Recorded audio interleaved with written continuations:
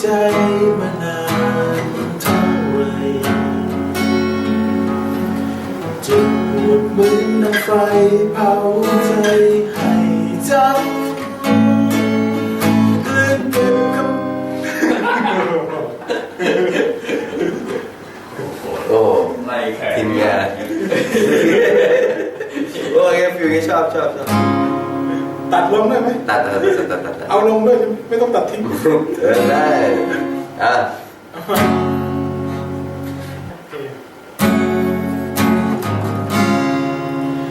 เก็บกดไว้ในใจมานานเท่าไรเจ็บปวดเหมือนน้ำไฟเผาใจให้จำ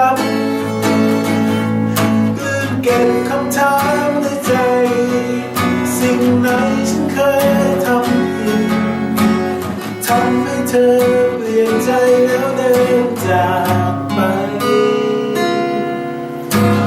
เมื่อความรักมากลายเป็นความห่างตัดขาดที่เดินทางไม่มีจุดหมายเธออยู่แห่งไหนคิดถึงเธอ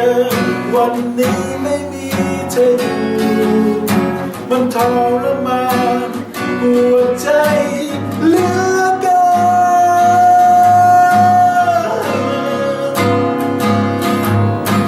นฉันเมื่อครั้งใกล้ตายคลื่นหัวใจแล้วลงทุกที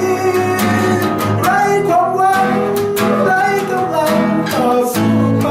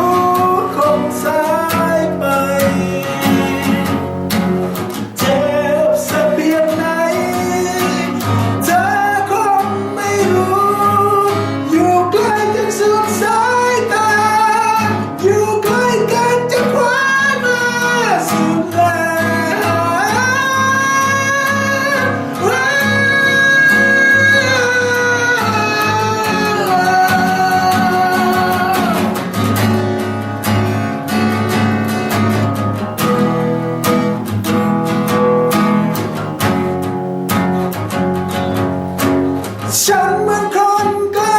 ตายคลื่นหัวใจแล้วลงทุกทีไร้ความหวังไร้กำลังต่อสู้ไป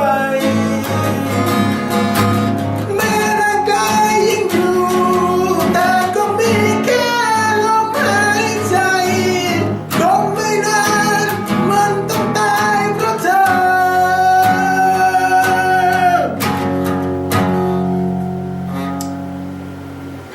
เครื่องใจมันช้ามันเพื่อที่จะลงมันน่าเกลียดสแตร์ไว้ก่อน